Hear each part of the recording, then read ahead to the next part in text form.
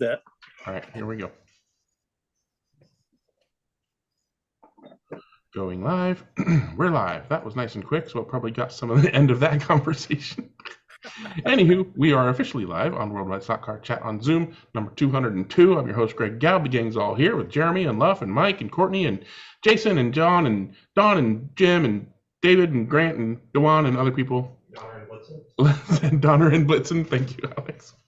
And we're going to talk about some topics. We have a topic that we're going to start off with. Mike had a question for the pros. Go ahead, Mike. Yeah, this is for all the pros when they're setting stuff up. What is your procedure for setting up after you've done basic tuning? Basic tuning considers making all the tires round and true, sanded, whatever. The chassis is squared and flat, and you have a problem after you've done most of that stuff. All of the basic stuff that most of us do, gear mesh. Can't think of anything else off the top of my head, but lubrication. Yeah, lube. Making sure that everything is right, and then you put the car together and you test it, and say you've got a car that's just a little leery, it's sliding all over the place despite what you've done to the tires and truing and everything else. What's your next move on that? Placing weight, where to place it, what do you use as your tools for tuning? You, all right, go. You promise yourself never to buy a Scalectrics again? Actually, I've had some really good handling Scalextric cars, even without basic tuning. And one of them is the McLaren MP412C, which in my knowledge, I try to balance the fore and aft weight distribution, and it's a perfect 4159, which just keeps reinforcing my opinion that that's the best way to do it. So anyway, everybody else go. Yeah. So I'm not an expert, but what I do is I put my I do all the things you said to do to take it to but I take it to the track because I have a plastic track and everybody else has wood tracks, so I have to tune for wood tracks because I know how to do for plastic. It's totally different. But when I get it to the track and I have my tune-ups and race, and then immediately afterwards on my phone, I have a note program, and I just jot down slippery on the corners, didn't do this, whatever it does, and then save it, and then come back home after the race. Because if you try to remember it, like we have 6 classes we race, if you try to remember that, you're just going to get screwed up. You're going to be like, oh, that one had too much slop in the back, I moved the weight off of it. But keep notes if you're just not good enough to remember it by the time you get back from the track. That's a good suggestion. Yeah. I know I wouldn't. All right. Anybody want to chip in with do's and don'ts? Well, yeah. If everything's pretty smooth, because I always start with some weight right in the middle of the pod, and I usually like a little bit right behind the guide. But again, all wood tracks, rubber tires. The other thing I do then is I'll start playing with the pod. I've got a new system now, kind of like Wayne will know, the old RC12 days. You bring the nose up and which tire, raises the first. And of course I balance the front axle, making sure it's exactly even, and the tires and all that. But then of course the next thing I do is I start messing with the pod. I always go to the pod and I'll try tight, I'll try loose, I'll try foam, I'll try silicone. Very rarely do I go to springs. Once I get close there, I'm always on body float too. So I try to do the majority of my testing with a neutral body float. Some cars, and same time, Jeremy, I should take better notes. Most of my NSR cars like a really loose front body screw, and sometimes that's the narrow shoulder screws. Sometimes, and I like testing the body screws. You seem to get a pretty good handle there. So once I get a car close, body float. And then, of course, usually before I mail it off, I will put a piece of tape across it. And there have been days that it's like all of a sudden there's the magic 1/10 that I needed with the piece of tape. So, Well, one of the things that I found with tape is that it limits the fore and aft movement of the pod. And I just did it on one car recently, and it had a slotted pod in it. And it did have a fair amount, at least a couple millimeters of movement fore and aft. Slap the tape on, it eliminates that fore and aft movement, and it was 1/10 to 2/10 faster. So yeah. well, and so that's what it's doing. I wish we could get more precision in the movement of the pods. well, that's a Chris Walker. That's a Chris Walker right there. You take some styrene and you glue it to the chassis and you paint it black so nobody can see it, and you keep sanding it until the pod just fits snug. That's good. Kind of along with what Courtney was saying, I mean, yeah, tweak the screws on the pod and the body, but if you're talking about, well, any car really, make sure that the motion provided by the screws is easy, right? It doesn't catch on any screw threads, right? If you need to replace a screw because it's got threads in the wrong place, replace the screw. If you need to open up the hole in the chassis, or wherever the screw is going through to give it more room, open it up. If we're talking about a Scalextric car or other cars where the body post goes into like a little ridged cap, cut the ridge off, make sure that there's nothing keeping that from the motion that you want it to have, and then play with the motion. If Courtney, have you noticed what the result is when you loosen or tighten the pods? Or is it just that lap time gets better or worse or whatever? Yeah, lap time will get better. So I tend to look for forward traction. I'm always looking for forward bite. And I like to run whatever the front screw on the pod I like to run those relatively tight and let the back move. Now, again, I take, 3 steps over to I actually keep a set of tools right at the track so I can adjust it on the fly. And, more often than not, I can tune 3/10 out of a car in a half a turn. And sometimes I don't find it again. And that's frustrating when you want this little plastic car you put it all back exactly the way you had it, and it's 2/10 slower. And that wears me out. You should take better notes. I should hire a test driver. Yeah. I should probably send them all to Iowa. No. No, send them all to California. All your cars work great out here. Yeah, my car's like the West Coast. All right. Anybody else with input on that? Garth, did you raise your hand to provide input, or go ahead? I had a question for something that Courtney said there. Cool. When you said weight, when you start out with weight behind the guide, can you elaborate on that? Weight behind the So gun. this is my Oh, let me zoom in on that. zoom. This is my sideways McLaren. And this is a 5-gram piece of tungsten, and those are little tungsten squares. Yeah, but that's Yeah, not good bit. No. What's wrong? Fix that chair seat.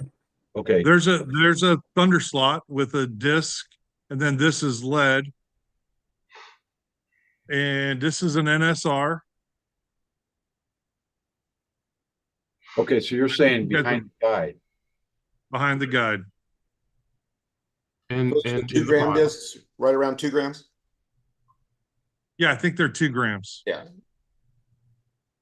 That's exactly what I do. Yeah, it's just so, and here it is. If the car is really loose, I usually add weight forward of the halfway. Okay, that I another, like. I have one more question. When you put weight in the middle of the car, okay, or in front of the motor, okay, do you always go on chassis center line, or do you go outboard? So I always go chassis center line first. And Okay, if it's still tippy, then I'll add some to the outside, like here.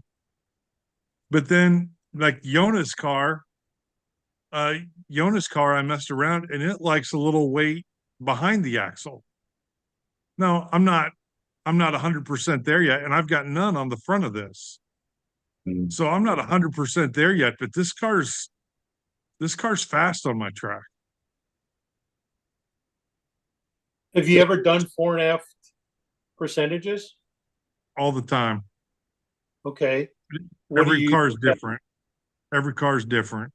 They usually end up around 58, 59% on the back, but I've had cars that aren't even close to that too. Yeah. So yeah. So a good rule of thumb, it seems 40-60, fore to aft. Yeah.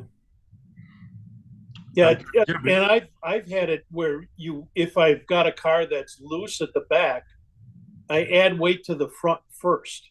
Yeah. And that seems to make a bigger difference. And then bring it down as much as you can to get it as light as possible, because that lighter is quicker, generally speaking, and handles better. right. And if it's too sticky, if it's tippy, I'll add it to the rear. Yep.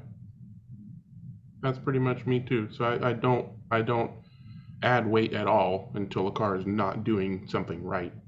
And then I try to balance that with weight. And Right. it either slides too much, so it needs weight in the pod or further forward, or it digs in too much, and so I put weight further back. Because tightening the pod and tightening the body will help it slide as well, rather than dig in. So vice versa. Yeah. Yeah, I'm curious if Wayne or Dennis or Jim or anybody else has any input on what you might do other than what or in addition to elaborate on what we've talked about. Guess not. I do a lot of tire testing. I was late to the party, so I didn't really know what was being. Yeah, and Look, although guys, For those who just joined us, Mike wants to know what you do to your car. What is your process? What kinds of things do you do after you've taken the car out and done your normal tire true and glue and make sure everything's lubricated and straight and square and whatnot. And then you plop your car down and it does something you don't like. What's your next step? What is your steps beyond that? Put it back in the box and try a different one. yeah, There's that. And then what Jim's gonna say. try and put your finger on I do a one. lot of tire testing.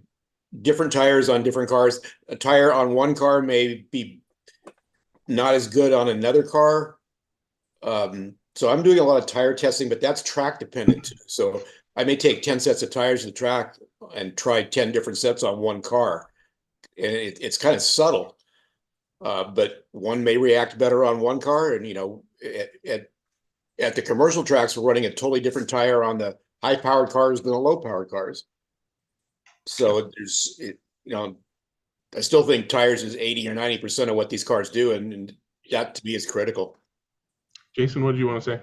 I just wanted to ask Jim. Jim, do you find when you change tires that you need to change your car settings also? No, I don't do that specifically. I want to see what tire naturally is going to make the car the best and then start tuning from there.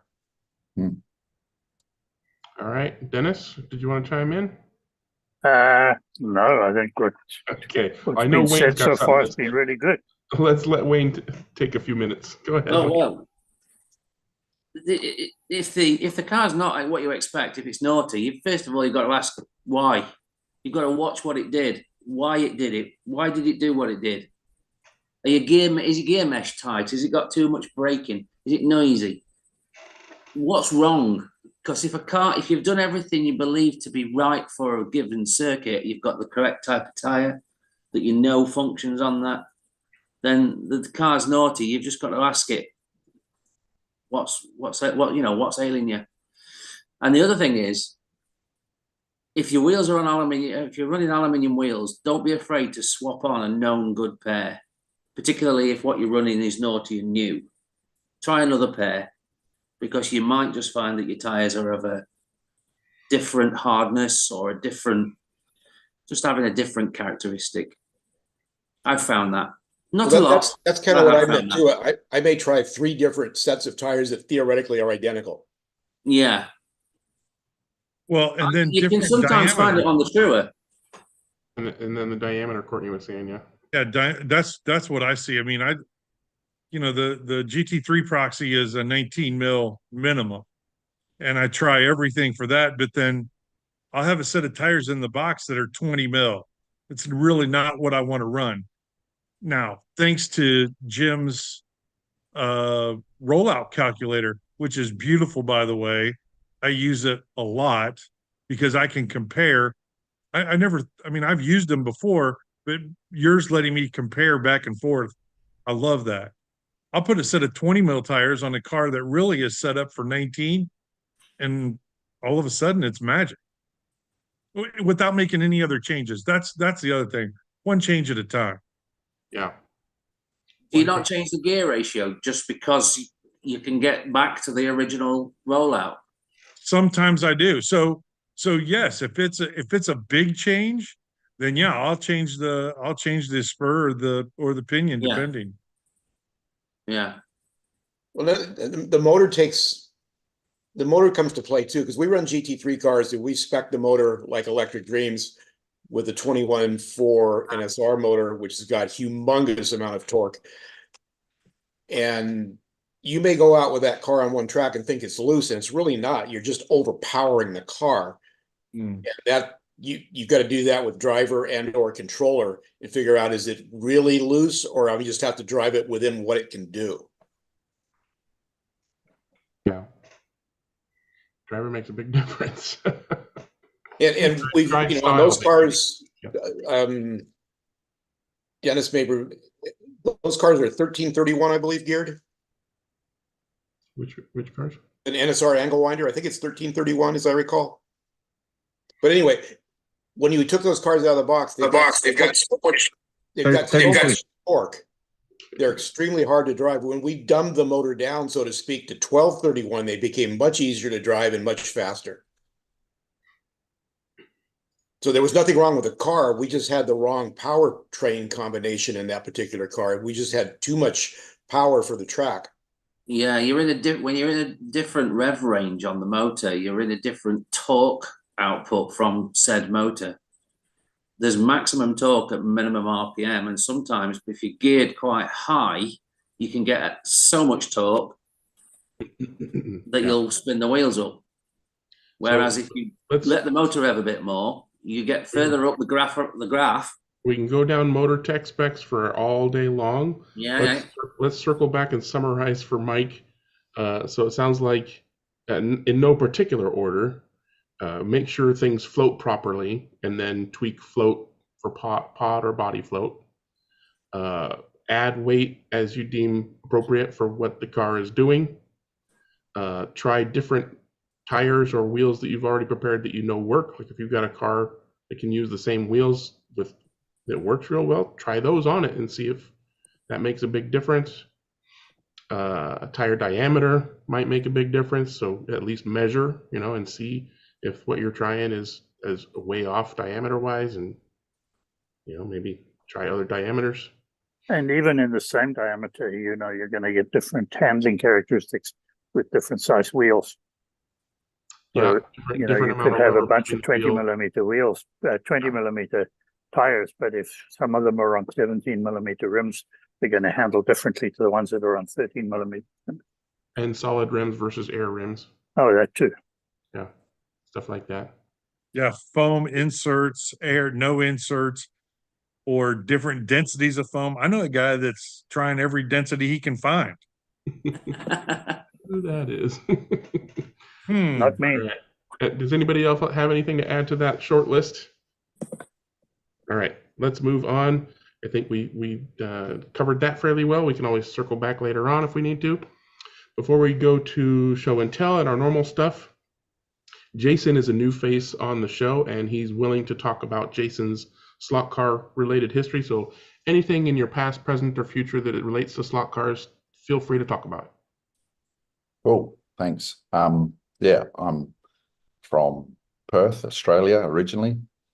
I now live in Brunei, which is in Asia, for those of you who don't know where it is.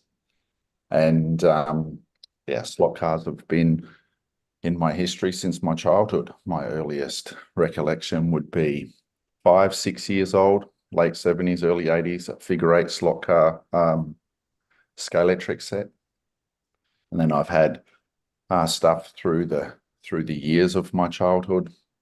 What is that? Arton 143, Tyco HO, just playing, just social at home into my early 20s.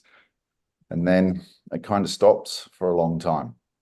And then a few years ago, my son said, I'd like to try slot cars, but there's nothing here in Brunei. We were visiting Singapore at the time. And so we looked it up, and there's a place in Singapore that runs oxygen on Scalextrics. So we went and played there for a couple of times, and that was cool. And I thought, you know what, we could set something up back in Brunei. We have a bike shop and a mountain bike tour business here. And so we pushed stuff aside in a little corner of the shop and set something up. And then we've just moved to a new facility, a bigger place with an upstairs. So upstairs we have all our slot car stuff. So for the last 2 years, we have a 4-lane polycar track up there, and mixed Carrera Scale Auto digital track.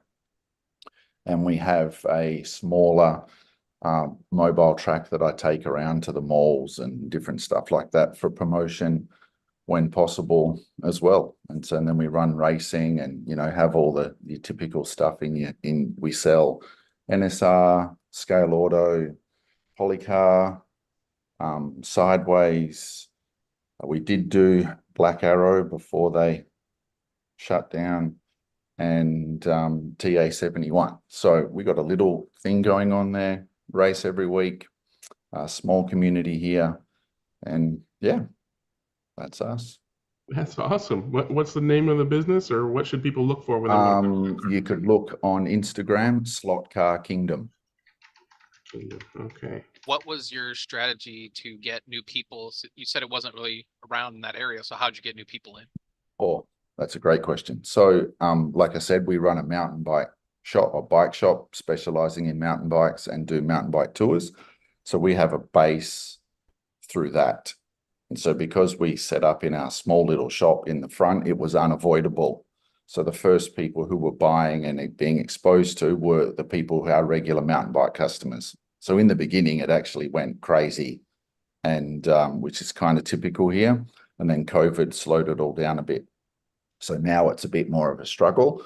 And that's why I'll go out to the malls and set up a track and, you know, $1 for a couple of minutes and just that kind of thing to try and expose more people to it. So, yeah. Oh, I think wasn't there like a little bicycle Scalextric set or something? I thought there was like a little bicycle race. Yeah, there was a Velodrome. If you can find those, there you go. Scalextric Micro Velodrome. Yeah, they did that for when the Olympics were in London. Yeah. There you go. That's cool. I'll have to see if I can find one of them. Or you can rig up bicycles with DC power generators on the wheels and control slot cars with them. Yeah, that's a great way to poison the hobby. Oh, you have to be fit. Oh, yeah, that's great. Great idea. Travis has got it. I'm sure he does. All right. Well, thank you very much for joining us, Jason. Hopefully you can stick around and come often. Let us now switch to show and tell. So if you have something you want to show and or tell, as long as it's slot car related, now's the time to do it. So put up your virtual hand. I'm going to do my own show and tell real quick. And after I choose that, I'll switch to the pictures. And there we go. You should now be seeing Travis's That Slot Car Guy, Bauer, Porsche 911. 11. Sorry, I'm not a Porsche guy. It's the 911 RS. But I like a collectible slot car, and it's basically a T-Jet style pancake motor HO slot car. But the body is absolutely gorgeous, and I'll take it. Here's my label, 20 of 30, and blah blah blah. And there's Travis's picture on the back with his YouTube channel logo. And then I took it. Oh no, I didn't take it out of the box for these pictures, but you can see it's freaking gorgeous. And this is. You better take it out of the box. You better take it out of the box. I did in fact take it out of the box. I put a battery to it, make sure it goes, and I don't have an HO. It's not a shelf queen. I didn't send it to you to be a shelf queen. Come on. I don't have an HO track to set it up on. If anybody wants to send me a nice little 4x8 Brad's track, I'll take it. But I don't. Yeah, my Micros Electric does not warrant quality cars. Anywho, it's a beautiful little HO slot car, and I believe Travis still has a couple left. So if you're interested in a collectible, beautiful Porsche HO slot car, there you go. Is that a TFX chassis? Can we quickly say this wasn't planned? I didn't come on here because I knew we had it, so this was not planned, was it, Greg? Nope, totally. I just popped on and I feel embarrassed. I'm out of here. No, it's great. There's nothing like accidentally on purpose. It's the best. I can go ahead and grab it and open it up again, but what's the easiest way to identify a TFX? I don't know. It's a pancake style. Well, yeah. I mean, it looks just like a T-Jet to me. Plastic gears on top in a color or something. I'm pretty sure that's a TFX chassis, and they run really good. That was my comment. I have a TFX chassis, and it's not identical to the chassis that I bought from TFX, but it could certainly have been made by TFX. Travis, do you know where Bauer? No. I believe, without going into the spec sheet, because there's a fair few chassis I could choose, I think it's the Auto World chassis. I can't remember which one though. I'll have to look at the spec sheet because they've got that many choices. It's definitely not a Bauer chassis. Otherwise, it would have been a lot smaller of a car to fit that shell on. But give me 2 secs. I should know this. Well, I mean, it's standard T-Jet. Let's go to a commercial break. We'll be back. So any number of chassis can go under that shell. So if you've already got a good running chassis and you just want to slap that beautiful body on it, you absolutely just go ahead and swap a screw and you're good to go. But yeah, I'm sure Travis will pop back in with that information. Again, if you have show and tell you want to share, put up your virtual hand or go like this when I ask for last call and I'll try to catch you. Big Den has had his hand up for a while. Go ahead, Big Den. Good morning, everyone. Good afternoon, good evening. If with the court's indulgence, my lord, I'd like to make this a show and corner because I'm in my about to start my computer class. I'll probably get a little bit noisy here later on, so I'll start a couple of notes first. It's interesting that a couple of weeks ago the subject of tyre warmers came up because I think I need to employ the Sampson method, but the only thing is we'd probably need to have a number of false starts would see us not finishing a race till the following week for my tyres to get warm. I just don't know what it is, but the only tyres I can rely on are on my Revo slot cars to be consistent from week to week. Also, before I start, g'day to Jason. We went within a couple of hours of running into one another personally down here in Launceston, but circumstances the planets didn't align. So hello from Launceston to Brunei. And so now I'll just get into some screen sharing. It's sort of a mixture of club corner and show and tell, just to get through it if I can. So let's get through let's get to the screen share bit. And by the way, John D says hi from the YouTube chat. He says, first time there have been 2 racers I have raced against in the chat, Jason and Travis. Hi, Dennis. All right. There we go. Okay, so are we up now? Yep. Okay, this was our racing from a couple of weeks ago. I think it was March the 8th. So we started off with Revo slot under 2 litres. We only had 5 racing at that stage, but this is one of my more consistent performances with the Revo in taking second place. I seem to have got the little BMW as Jim might say, working right. So I'll just move on. There's the results, which shows me a lot closer to the front than I have been in previous tries with the little Revo cars. On to Group C, and again, tyre troubles, but I did manage to squeak into third place that night, and as you can see there, still a bit off the pace. So I'm just getting my little panel out of the way so I can move my screen. And finishing the night with LMP/GT, looked to be just about all, well, apart from the winning car there, all Revos with a slotted car at the front. Leon winning on the night. And so this was fine. It was a pretty close race. You can see it was only 3 laps covering the field. And yeah, we were down on numbers because it was a long weekend in our part of the world. So that's why we didn't have quite as many as what we might expect. So I think now show and tell turns into, yes, it's actually show and tell now. So we've on eBay here locally, there was a couple of these MR slot car, what they call contender series Porsche GT ones, and the guy had them up for $125 a pair. One had done 10 laps, the other was brand new in box. I was the only bidder, so I ended up with these. This was plain purple when I bought it, but or mauve or whatever you might want to call it. But I did put some decals on it, which were probably totally inappropriate for a Porsche, seeing I think they come up with, you know, Ferrari F430 or something like that. But it makes it reasonably attractive. So I haven't had much running with them yet, so I'm not sure what the performance is going to be like, but I'll give it a try. And then there's the brand new in-box version. Eagle-eyed John Kitt might notice that the back wheels aren't on this one. I did take them off to chew some tyres off, so that the new car did come with wheels.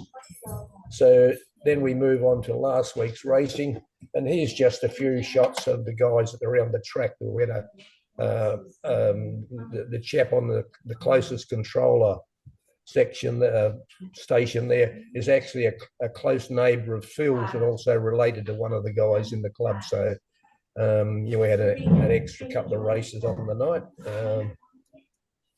And another look there. This is you've got a good view of me here, just in the corner marshalling. That's about the most attractive view you're going to get of me in this set of pictures. So there I am in the middle there. Now you know why I'm called Big Den. Yeah, you all still with me there? Yeah, going good. Yeah, okay. Yeah, I just couldn't hear. I couldn't hear any rude comments. So yeah, that was. I resemble that remark. Yeah, that was during our it's like a Group C race. Just another view of. That's a real nice shed the guy's got there. It just the track needs to be a bit bigger, man. Yeah, well, he's actually did buy a second track, but it got rain damage when he moved it, Dennis. So that's Dave there in the smiling. He must be in front, I reckon. And there's John, our visitor, is using one of my spare cars there. So that's probably why I'm focused on him, make sure he doesn't crash it or something. And just a couple of more shots from around the yard, around the shed. Yeah, it's quite a decent sized shed. Someone's smiling there. Okay. And so a good marshal watches his turn, not the race. Yeah, well, they hadn't started yet. This was before the flagpole, thanks. So, and there's like you're on the turn. So yeah. Yeah, there was the field of Racing 7 Racing. Again, I had a deplorable night with grip. You can always tell which lane I start on. It's the one where I'll do my lowest score till the car gets a bit of grip going. Moving on to sideways, Group 5, 7 cars, obviously, again, with the Lancia Stratoses just seem to be the go-to cars these days in this field. Those two guys are always in the Leon and Peter are always in the top couple of positions, and I'm not. Again, reasonably tight at the top, the top end there. Just a couple of laps covering the first 4. And then their final race of the night was the LMP GT1, and again,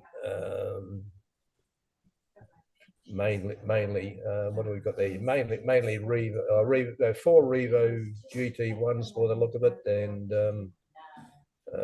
MR slot car Ferrari 333 at the back end, a slotted car in the third. And Brian got on the podium there, but I think Peter was actually second. So again, obviously I started on blue because I got a shocking start again, and I got some grip going and actually set the fastest lap time on 2 of the 3 tracks. So I think that's going to be the end of the show for me. I'll just move on. Yeah, then we're back to start. So thanks for letting me do that double take there, and I'll stop the share. Just okay. Anytime. I mean, what's with the anonymous look, Dennis? You look like you're trying to avoid being identified on a TV show.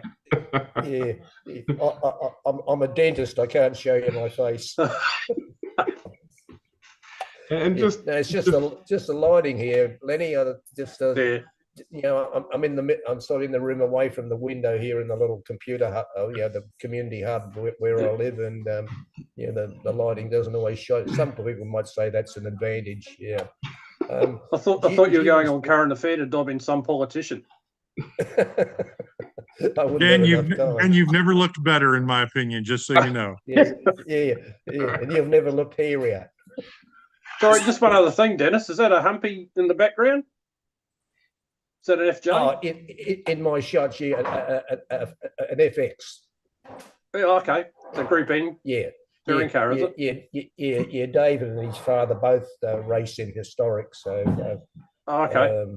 Yeah, so they've got. I think. Does he go to basketball for the historics? Yeah, they do race down there. I think. Excellent. Not sure about Dave, who's racing currently, but Peter generally races down there fairly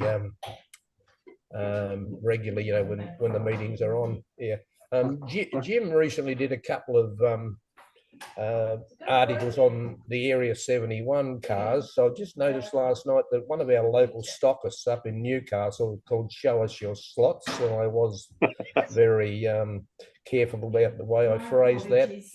He is stocking quite a range of them. So if you like to look up that website, show us your slots with a YA, you can see quite a lot of the Area 71. So he's got in big in stocking those. And my last word for the day was I spent a bit of time watching the Scale Auto Festival racing from Electric Dreams, late nights, early mornings, whatever you like.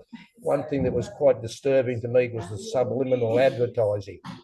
I found myself developing a craving for Dan Tuff's jams after he was mentioned several times during the commentary when apparently Dan and his wife operate a business selling jams and preserves. So so if I ever go to LA, I must get a jar of that jam. So anyway, I'll homemade jams from Dan Tuft's wife, but they mix in a little bit of some kind of peppers or chilies or something with it so that the jam has a little bit of a zing to it.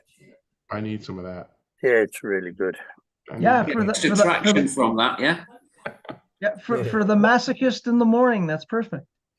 Yeah, it's really good. There might be 11 herbs and spices in it, Dennis. I'm not quite sure. Anyway. Yeah, all right, thanks, Big Dan. Anyway, I'll let you guys get on with it. I'll let you get on with your computer class. And just for everybody's information, the structure of the show is just to encourage discussion, right? If you have something slot car related you want to talk about, freaking talk about it, right? So if we run out of things to talk about, don't hesitate. As long as it's slot car, HO 124, 132, hard body, blobs, whatever, it's open season here. Jim's got his hand up. Go ahead, Jim. Good afternoon, everybody. Got some new toys to play with. Hopefully this works this week. So you're seeing the Magnaforce scale, I assume? Yep. Yeah. This is Bianchi Specialist, who's made some stuff. He's doing 3D printing stuff. He's made that tire cleaner and a few other things. So I'm going to play with one of these and see how it works. The underneath, did it slide change? Yep. Yep. Great.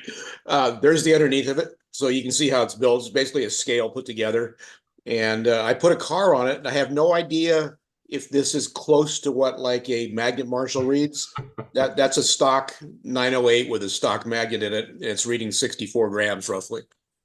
So I have no idea if that's close to what a magnet Marshall reads, or if this is going to be more of a reference tool for you to measure your others, or if it's a realistic number. Even even a magnet Marshall is a reference tool. Yeah, but would a magnet Marshall roughly read that on a stock car? Does anybody know? Yeah, If I had that car, it'd probably be pretty close. Okay, so it's in the ballpark, but it's brand new. He's bringing that out to market, so I've got one to play with. Wow, does that that has to be right, because Clint Eastwood would be so proud. It's named after one of his movies, Magnaforce. There you go. Yeah. Canadian humor, never get it. It's like British humor, but not funny. Yeah, exactly. Oh. Sorry. Okay. Wow. This is my second toy to play with this week, so I'm putting this together. And I got both of the cans from him, the short can you see there, and then the long can also. And with the dose slot motor, if you're not familiar with these take the brushless motor and put them inside a regular sized. It's not a can; it's a 3D print can. But so you can, excuse me. So now you can put that assembly in a standard motor pod. It bolts together just like that. And there it is in a Thunder slot pod. So I'm going to be putting that car together, hopefully this week, and get to try it on the track. One thing I did find out from him, and Dennis has been helping me with this too, because the controller issue that the true speed controllers don't work, and it's a case by case basis whether if you have a pulse width modulation controller, whether it's going to work or not with brushless. The other issue with this particular. Sorry to ask, but could you not just use the plate instead of the whole can? Yeah, you could, but you don't have the rigidity, because when you put the can in together, it goes in the actual mechanism, or the slot or whatever you want to call it. So you can tie it together so you have less. It's going to tie the pod together better. So I think it's a good idea to do that. Thank you. Sorry about that. And the one Dennis made that he built himself is out of aluminum, so that's a whole different story. But these are out of 3D printed materials, so I think for this particular one to work, you really want to use the can as well. And the other thing you can do is, can you do both? Can you please test it with the can and without the can during your test to see if there is a difference? I could, yeah, I could see. The other benefit of the can is it gives you a place to put ballast, so you can put ballast inside the can and get it. So this motor with the can and the board is 11 grams, and a short can motor is about 22 grams. So you could put ballast if you need to bring it up to what the short can was to work in your car. You could put the ballast right in the motor area because you can put it in the can. So that's another benefit to the can. The other downside that I found out just today is that this particular motor, the dose slot with the board they have, only will go in one direction. So it will not work in an NSR car, because the NSR, the pinion gear is on the opposite side of what you see here. So you would have to do a little bit of soldering. Yeah, so I think you can just change. You can't use the plug, right, Dennis? Just switch any two wires. You would have to swap the outside 2 wires on the control board. The 2 of the 3. 2 of the 3? Okay. Yeah, you swap the outside ones over. That should change the direction. I don't want to try that right away because I don't only have one motor, but the guys at Velocity are the one that said don't put it in NSR because it'll run backwards. Yeah, it will if you just plug it in. Yeah, yeah. So there's a way to do it then. Okay. Uh-huh. Good to know. So those are my two projects for the week. I got a lot of work to do in terms of those two and getting some videos out and so forth. You did mention Electric Dreams race. I'll plug my channel really quick because I did an hour-long interview with Ian and Todd about the race. And to me, it came out really good. Those videos don't get a lot of hits because it's intense about racing and but to listen to them talk, if you want to get cut to the chase, the third video, the third part, it's about 20 minutes long. It's them talking about the last heat. And I thought it was fascinating. And then I said, okay, there's 30 seconds left. Talk us through that. And they did. And I thought it really came out really good in terms of the material. So if you want to learn about that race and how it played out, why they chose the cars and so forth, I thought it was a really good interview. It turned out good. Mm-hmm. Worth a watch. I'm going to do a quick screen share.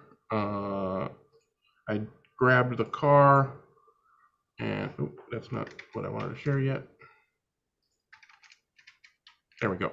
So this is the chassis under the Travis, that stock car guy special Porsche Auto World, as you can see, 2006. Yep, 2006.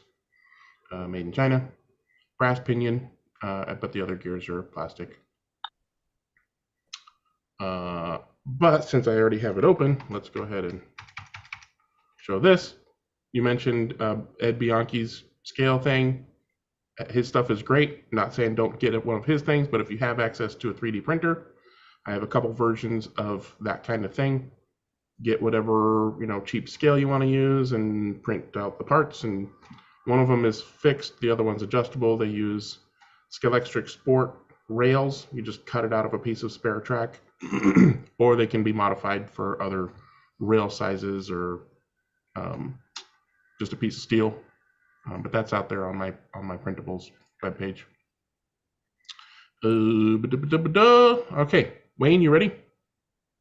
Yes, I can be. Take it away. Back last May, I got my hands on something that Garth helped me to do. I'm trying to share the screen from my mobile phone. We should be there. And it's this. Yep, we see your screen. There we go. Has that rotated? Yes. Printed wheels. That's right. FDM 3D printed wheels, which Garth did the CAD for, and a friend of his in Manchester did the printing. He met with me at the Slot Festival in the UK, Slot Festival, and handed me a small plastic bag with a selection of these wheels in there. And the one in red is the way that he printed them. They are got a little platform on the bottom there, which is like a bed or support, I should say. I snap those off and get what's left in the middle. And as you can see, it's pretty close, apart from a few strands of disconnections and things like that where the printer's stopped.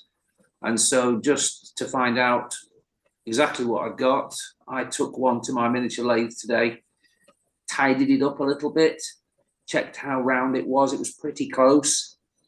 Quite honestly, if I had just taken the time to nip off these little bits of extra plastic that you can see remaining in the middle one, and obviously I reamed the hole through the center, which was slightly under. Would never have gone straight onto an axle. It wasn't designed to be that way. It was designed to be slightly under. So I ran the reamer through. I've got perfectly acceptable wheels there. I don't think they're going to break. They feel quite tough. They're very stiff. They're acceptable in terms of weight compared to typical plastic wheels. Not the very lightest plastic wheels, but some of the plastic wheels, like stock plastic wheels from Scalextric cars, for example. And yeah, apart from tidying them up, the print worked pretty well. And I just thought I'd share that because it's long overdue, quite honestly. I haven't looked at these since last May. It's almost 12 months. And yeah, I've got a use for them now. So I'm actually going to put some tyres on and give them a whirl. So you're saying that they have successfully passed the long-term shelf life test, right? They have that, yes. Okay. What use Wayne, are you using those? Wayne, are you using those for rears or fronts only? Well, at the moment, I'm preparing a car of a very basic nature.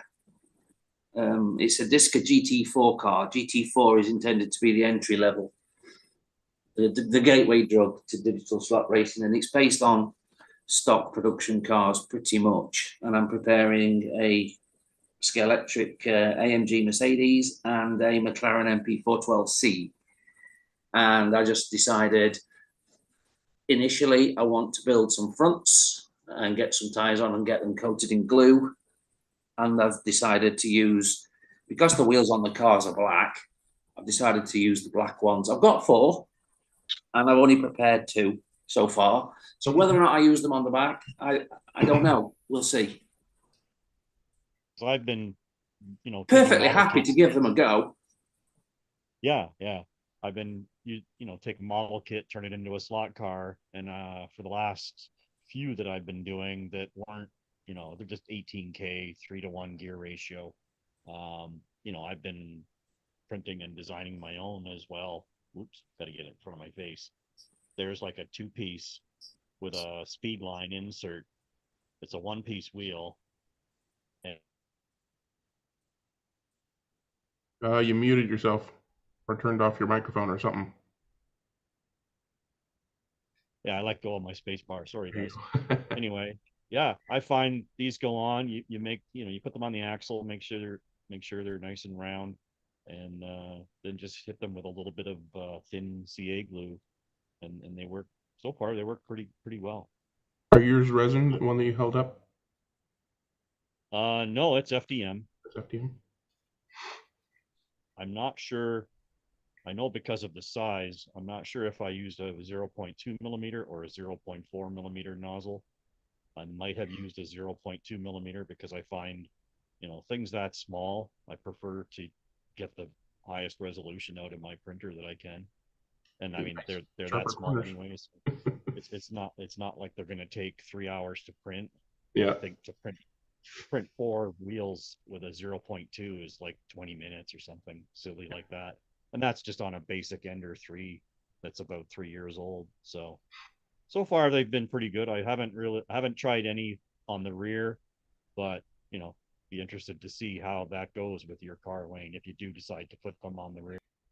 I've managed to get a really good friction fit that I think would survive being on the rear without too much trouble. So at the moment, no reason not to give them a go. It will be the first time I've tried an FDM printed wheel. I'm glad to find that other people have already had success with it, quite honestly. Yeah, prints are pretty good these days. Alrighty, thank you, Wayne. And Jeremy, you're next. Okay, let me share. I'm going to share 2 things. So I'll start with the first one. This is the part of the show where if you need to take a bathroom break, you probably won't want to because it's kind of boring. So I showed you guys I laser cut this for a guy in our club, and I dropped it off. Everything fit fine. And on top of it is an LED strip that I put on there. Now you'll notice that the LED strip is not lit up. The wires come down through here, and his Arduino is way out here. And something I found out is that these LED strips you can buy, after about 3 feet, the signal degrades substantially. So let me stop sharing here. So what you have to do, and if anybody's doing it, these programmable LED Arduino. So I don't know if you can see that light. Yeah, there you go. So you run the strip for the first light, and then you go about 3 feet, and it acts as a repeater, so you can get to the second light, and then eventually you can get all the way to the strip, but you only get 25 LEDs. So if however long your strip is, you gotta subtract that from the 25 you'll have here, And then that's all that I have for that part of it. The second thing I wanted to show, let me see if I can share this. Okay. And those are like addressable color changing. Yeah, they can change to any color. That's what I was going to show here. So am I sharing race coordinator over here? Yeah. So you notice that the track is stopped. So I think you can get like all of these came from Amazon for $11 for like, I think you can cut this into, I think there's 50 lights in here. So you can cut it up, 3 times, 2 times, whatever. But also, if you wanted to have, let's just say you had a building somewhere and you wanted one light in that building for whatever, like whatever, you would run it, and then like plumbing pipe, you would run the rest of your line to the next section and then come back to where you were. You can't just like spider them all together.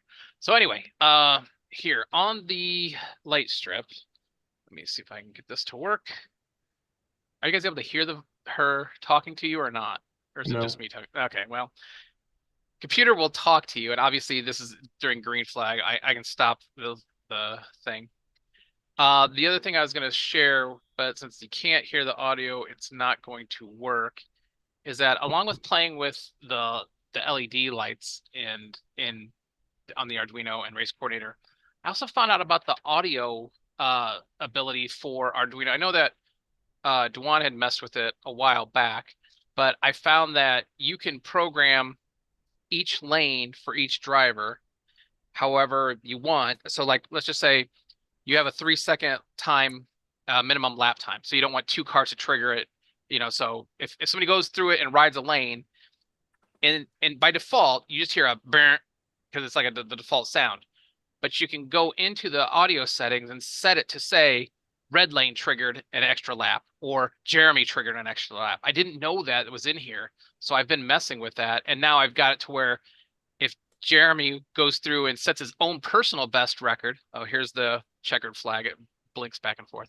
But if Jeremy sets his own best record, it will say Jeremy set his personal best record of 5.3 seconds in the blue lane. And it's just kind of weird because when you're using it by default, all you hear is like little chimes go off, like bling, and you don't know who did it because 4 people went through there. But now you get individual people call outs, and I think it's going to make less confusion for the racers. I'm going to put a post about it on the Slot Forum International, but I just found that really exciting just because it's all free. So I love that. How much control do you have over what it says? Like word for word? It uses text to type, so you can say anything you want. This is Keep Dewan's house. Possible. You lose. You can say that if you want.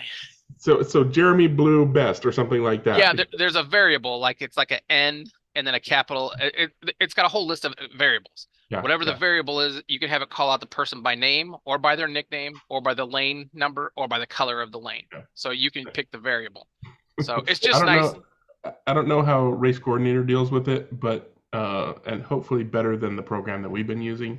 But at Russ's track, he had like all the voice things happening, and he used everybody's nickname and full name for the driver description. And it would call out when we're low on fuel. So it would say, Mr. Flippant, Greg Gaub is low on fuel. And then it would say somebody else, but it would never overlap them. So they're always sequential, right? Mm-hmm. So when everybody's getting low fuel, it would just be this endless repetition of names and fuel statuses and whatnot. I finally convinced him to shorten the names so that it's just, as short as possible. That's what I'm saying. If you're going to have like up to 4 lanes making statements like that.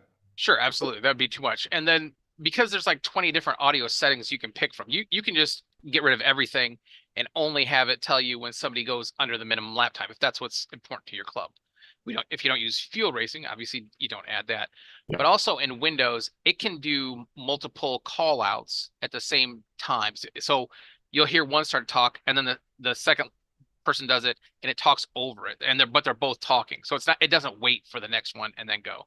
So Windows that would get annoying as heck. But the programmer has to use that. Yeah, that would be very annoying for sure. Super annoying. But anyway, it's free features. It's in there, and if you play around with it, I think it's gonna be a little better because when you use the default audios, there's chimes, there's bells, there's motors going vroom, and nobody knows what's going on, and you don't know who set it, because all the cars come by so fast. You don't know who set that like record lap, but once you set that record lap for that heat, like your best is a 3.9 or whatever, it won't go off again until maybe later in the heat when you come back in and you run a 3.8. So you don't got to worry about it like every time you go through it. It doesn't. It is actually kind of smart. So I just wanted to share that people who are using race coordinator. That's super Jeremy, cool. In Formula One, they've adopted this convention of going sector purple. They use the color purple to show somebody having a personal best or best lap time or fastest time, whatever. And if I understand correctly, you could use a purple light. It could display a purple LED on the person that has the fast. You kind of reminded me of something, is that I was thinking about making some kind of display board where it would have like red lane, blue lane, white lane, and then have a section of LED laser cut out to that section. So not only when you go through and it counts a lap, this light would go blue because it counts the blue lap and the yellow lap or whatever, the yellow lane. But same thing, then if you decided to move one of the LEDs to who's ever the leader, then like the LED would be colored by their name. And then on the other side, like you said, you could have a purple light for set your best lap, and it would also tell you. So it is possible for like $12 and a little time. It blows my mind that we have this technology available. All right, I'm done nerding out. I hope you had a bathroom break and had time to do something. Jeremy, real quick, you have race coordinator still open? Yeah. Can you show me how to add a sound? Yeah. Because some of the default races, some have one sound, some have a bunch of sounds. Okay, am I sharing my screen? And I couldn't quite figure it. It seemed really simple. Yeah. Okay, let me close this. Oh, and the other thing is over here on this screen over here, if you do use race coordinator, the default one only shows like the top 3 drivers when you're racing. So I rewrote this XML file so it shows everybody, all up to 20 drivers at the same time. So if you reach out to me, I can get that for you. It's just annoying only seeing 3 and then having to scroll down. Let me see here. So you go to driver setup, expert driver setup, and here on this audio tab, this is where you'll set any of the audio. So if you want your personal best audio, by default, it plays this wave that sounds like a bell. But under my name here, it's telling it lane, and this sign here says which lane. So it'd be like lane 2. Best lap is what the audio, she'll call out best lap, and then T is, I think, driver's name. But anyway, this is where you set it. What I would do is I would set up one person, set up your name here, and when you get it to where it's working right, then you would just copy each name. You like make a Jeremy copy and then rename it Noah, or then rename it Meyer, because you don't want to go through each and every single person and have to update it each time. I would just do one person and then copy that. Gotcha. I think where I was making the mistake is I didn't realize it was under the drivers. I think I was doing it under the circuit, because I think the track has certain sounds assigned to it as well. Yeah, by default, and those are all the sounds. And that's where I was going. I'm trying to add a sound. And I mean, my track, I said we race for fun. A lot of my stuff were Cheech and Chong sayings. Sure. And then the other nice thing is, I don't know if anybody's noticed this, you can adjust the level of the brightness. So you can have fully bright at 255 or just barely visible at 10. That was a feature that they didn't have a long time ago. So, and then this would be where you would program what you wanted to say. So the first LED is showing the race state, and that's saying like when it's a yellow flag, red flag, green flag. But again, you could have it do refueling, a countdown, who the heat leader is. There's all kinds of stuff. In fact, there's one that's kind of cool. We don't use timed racing, but a heat time, you could set several of these up as a heat time, and the light shows red, yellow, and green when the race starts. And then as it gets halfway down, the bars go down until you get to like yellow, red. And so that way you don't have to look up at the computer screen and say, oh, I got 60 seconds left. When you drive by, you see a red light there. You're like, oh, I've only got, 3 laps to go. So I think there's a lot of opportunity here for somebody if they really want to nerd out on this. All right. Thank you, sir. Yeah. Race coordinator is a fantastic program. It's amazing. just simply amazing. Like And especially, it's just racecoordinator.net, right? yeah, I think so. But just like when I started racing, like back in 2003, it was all just TrackMate, and that was all you could do, was like a simple race. Like that, we weren't even using the features in that. So it just blows my mind that it's not more popular. What blows my mind is that technically it's freeware, but it's donationware. So if you are using the program and you like what it does, there's a wonderful charity that he supports that could use some extra money. For sure. Okay, so anybody else got any show and tell? Now's the time to wave your hand in my face. Otherwise, we'll move on. I had a question. What you got, Dewan? It goes a little bit back to, I was trying to catch one on Mike's subject, and I guess it would be a sub-subject of that. Sure. That I want to ask. It's something that some of the real gurus in this group have brought up on. Okay, then not me. Okay, get it. That's right. They talk about the track having too much bite or too much grip, and I wanted to see if there was something that they could share with us on the characteristics that they come up to those conclusions. Because I'm just kind of clueless as to what would be the indicator of a track having too much grip, or the car having too much grip, or what does it do? What are the things, and then what would you do to try to resolve that? I know. Well, come to Motown, and when your motor burns out, you know the track's got too much grip. I mean, that's literally happened. I mean, there are a couple of other that's things. a special, unique situation. Of course, everybody will tell you there's no such thing as too much traction. There's just not enough horsepower. But well, Dewan, try putting a less grippy tire on the car and see if the lap times improve. Because theoretically, you want as much grip as you can get, right? Sometimes you have. He's really asking you have too much. Okay, too many cooks in the kitchen here. I'm going to say something and then let Dennis correct me. When I am at a track with too much grip, and I'm assuming that we're talking about like slotted and NSR and cars with pods, basically. So what it does when I think a track has too much grip, that means that I've already done everything that I normally do to my car to achieve good grip, and the car keeps rolling out of the turns no matter what I do. It's always tipping up, it's always bicycling out, or it's understeering, or it's just rolling over. Nothing that I do with my driving makes it better, because you want the cars to do a little sliding. I don't want them all over the place, but you want them to be able to move out a little bit as they're going around a turn, just a little bit. So the first thing I do is I tighten up the pod. I tighten up the body. I reduce float, because like I said earlier, that promotes sliding. If I can't do anything else, then that's it. Then then hopefully these guys have something better. If I can add weight, then I'll toss a little weight in the tail end of the car as far as I can get it back, and hopefully that will help promote enough sliding for me to roll out less often. That's me. All right, so the very first thing is the first indication of too much traction is, as Greg said, the car rolls out. It doesn't go rear first, it goes front first. It will tilt and go.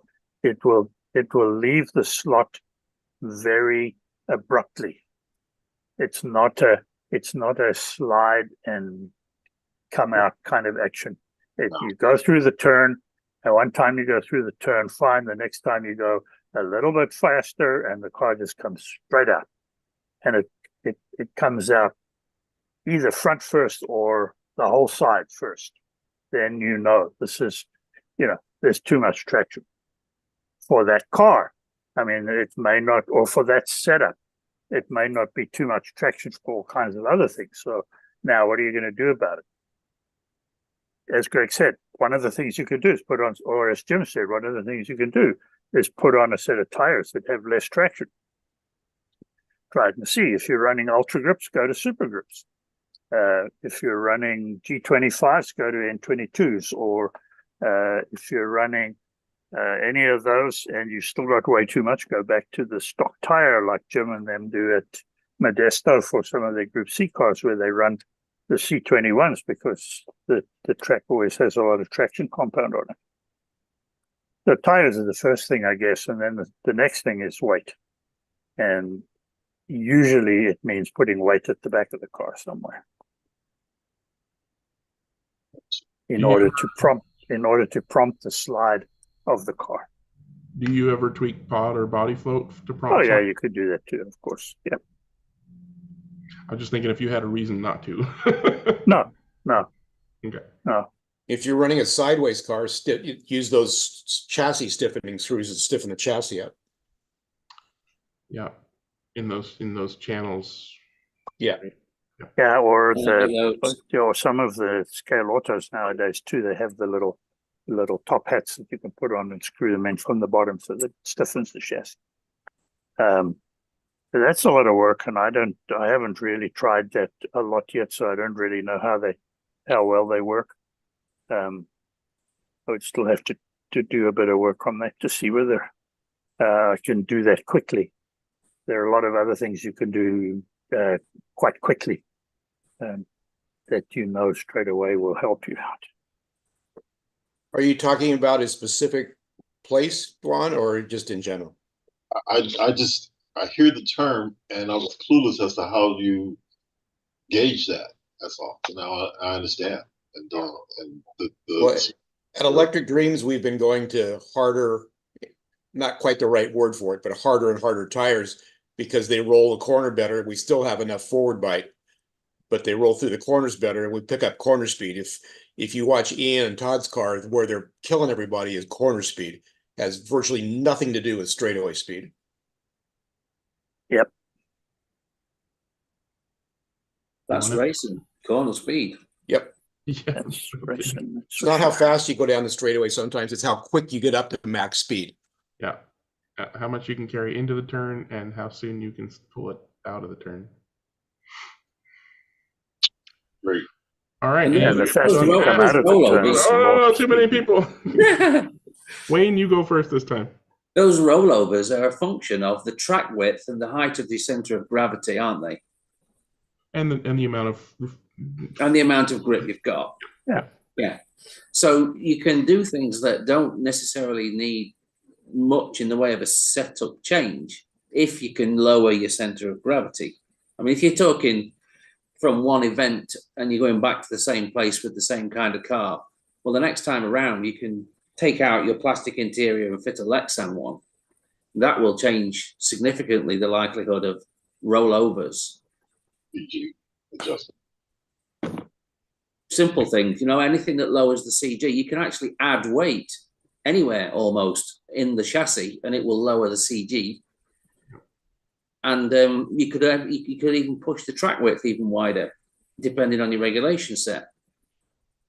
All those things will help with the prevention of grip roll. Yeah, at Electric Dreams, they were estimating that going to the Lexan interior, what's an interior? You probably lose about 4 or 5 grams going to a Lexan. Different for every car, isn't it? Well, but roughly, I mean. Ish, in that region, yes. But anyway, they went to Lexan interiors, they picked up 2 to 3 tenths of a second. Which is massive. Yeah. One little thing. And back to basics for those who aren't at this level. If you're at the point where you're gluing and truing tires, don't forget to take the edge off the tire. If your tire ends up with a square edge after you're done truing it, round that puppy off on both the inside and the outside. Yep. Guys, the outside. Could this in this discussion, at least for casual discussion about, hey, this is how my car's acting, could you relate that at sort of as understeer and oversteer, the way we do with regular cars? Yeah, if the car comes out nose first, it's pushing. Yeah, if the car comes out tail first, it's loose. Understeer, oversteer. So yeah, if the car comes out nose first, you've got too much rear traction typically. Okay. Yeah, we do often use oversteer and understeer when we're describing a problem. Okay. Yeah. Good. Thank you.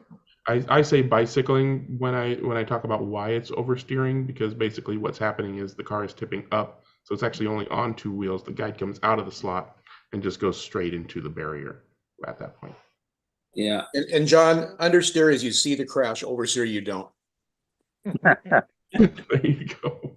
You hit the hay bales with the nose or the rear. Yep.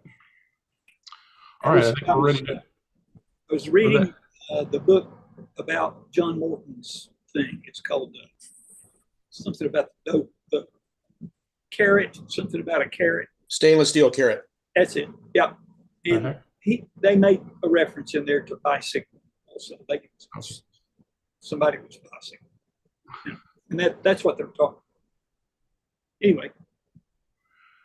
All right, I think we're ready to move on to Club Corner. So if you got any past, present, or future slot car racing you want to talk about, raise your virtual hand so we'll be sure and get to you.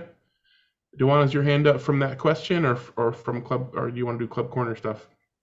There you go. That answered my question. All right, go ahead, Lenny. Oh. Okay, g'day guys. Jason's gone. I was going to say nice to see another skip on the board, but he's gone. Okay. Try and do a share screen. Where are we? Down here. That one. Okay, you're seeing that? Oh, here we go. Right. Yep. Okay. So can you see that spreadsheet on the board? Yepers. On the screen. Okay. So last week we ran what was meant to be a 40-minute race that finished up stretching out to 50 minutes. I'll explain that later.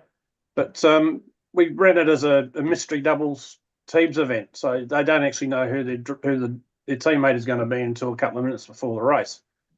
So we ran river slot GTs and sports cars together, and they raced their own car. And the end of the night, the team's accumulated laps as the winner. So I've got this convoluted way of picking the teams. So first thing I do is I go and find the highest score in the last three races for that particular class, and I go over to this chart over here, and each lap score from 120 going down in three lap increments gives them a driver rating. So in this case, I'm at the top here for some reason. I had 101.424 laps, so I only take the whole lap or nearest to it. And I got a rating of 23, so I didn't get I didn't bust the go up into the 102 region, so I got a rating of 23. So all the other guys got a rating depending on their lap scores, which you can see here, some higher, some lower. This is a bit convoluted how I do it, but sometimes I fail to explain it properly, but there you go. So what I do is I add all the driver ratings up. In this case, I got to 181, and then divide it by the number of entries. So there's 8 of us in the race, and it comes up with an average of 22.65. But once again, I ran it down to the whole number. I've got times here. It's meant to be divide. But then multiply it by the number of drivers in the team, and come up with a target of 45.25. So that's the number I've tried to get the teams balanced up to. So in this case, Andrew, the two Andrews, Andrew's the fastest, Andrew Shirley, and Andrew Green's the slowest. So they got a 25 and a 19. They came up with 44. So hopefully that makes sense to you. Yeah. Makes sense to me, but I'm not very good at explaining things like that. But the guys just go along with it, so they're happy. So I try to balance them up so everybody gets as close to 45 as possible. Yeah. So I know how it works in my head. So there's the results from the night. Jeff and Norm did quite well. Jeff's got a particularly quick Ferrari 333 SP that he's got. It's an absolute rocket. And Norm had something that was going pretty quick as well. Next up was Jason and Bert. Jason's, I've spoken about him before. He's an old wing car racer who's been with us about 2 years now, and he's coming up through the ranks. So he's one of our top drivers now. And old Bert turns up for everything. And Bert the Bulldozer, we call him, because he tends to drive through rather than pass everybody, he drives through them when he gets the chance.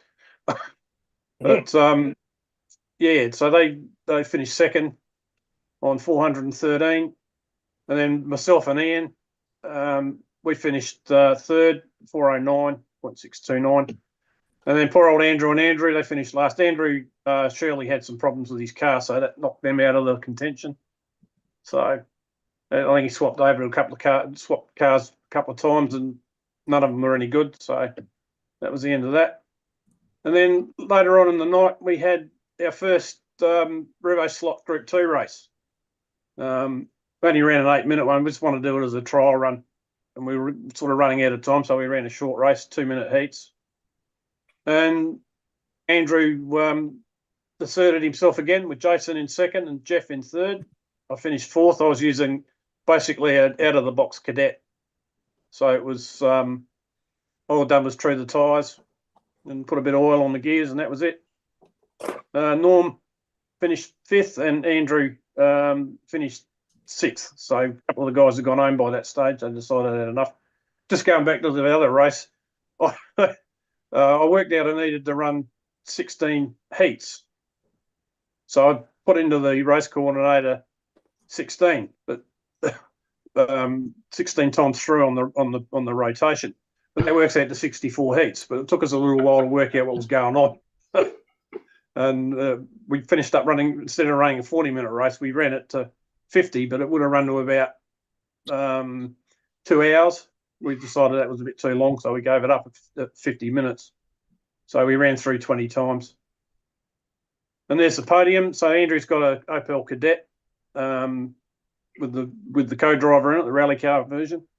And Jason has the Ford Escort, and I've forgotten who's third now. Let me go back. Jeff runs an Alpha GTAM.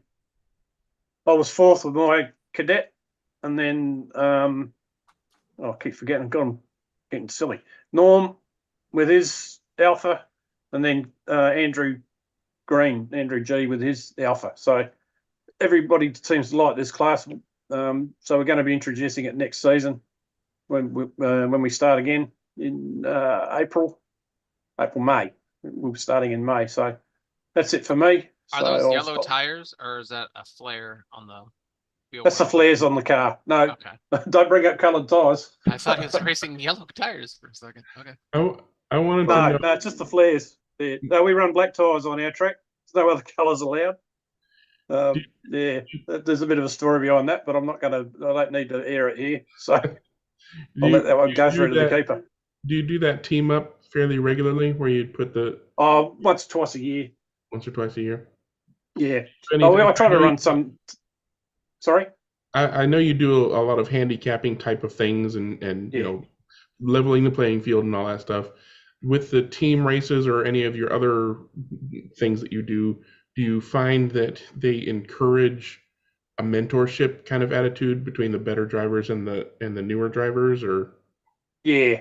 A lot of the guys are helping the slower guys. We all help each other. If we've got a problem, we'll dive in and see if we can solve the problem for each other. Good. Young Andrew's very good at sorting cars out, so he quite often just quietly goes about helping people. He's a fairly quiet young lad. And Jeff will pitch in, and I pitch in, and Jason's starting to do a bit now as well. So there's only 10 of us in the group, and most of us are fairly experienced now. So, and the middle order's becoming very competitive. So it's getting harder to pair these teams up now. So, but we'll have to have a look at how we do that, I think. But yeah, it was a good fun night, apart from the fact that after a while we decided this is going to take all night. But yeah, so it was finished up being a 50-minute race rather than a 40-minute one. The brackets were only 2 minutes, so we made it like a mini sprint enduro, I guess. So they had to go hard in the heats, but there was quite a few of them. So yeah, all right, that's it for me. I'll get out your way, and look forward to seeing what everybody else has got to bring up. Okay. So you mentioned that you misunderstood or misinterpreted one of the settings in Race Coordinator, and you put a number that was much too big, and that kind of reminded me that when people start asking about race management software, I try to be as helpful as possible, but one of the most important things is that you should try multiple race management programs. Don't just say, oh, well, this guy has 10,000 posts under his handle and he says use, race coordinator or PC lap counter or whatever. So I'll do that. No, try race coordinator, try PC lap counter, try TrackMate, try everything, because most of them do the basics, right? Maybe some of them have more to them as far as what they can do with managing lots of people and whatnot.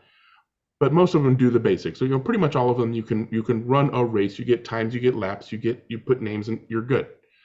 But the interface is completely different for all of them. And people's brains are different.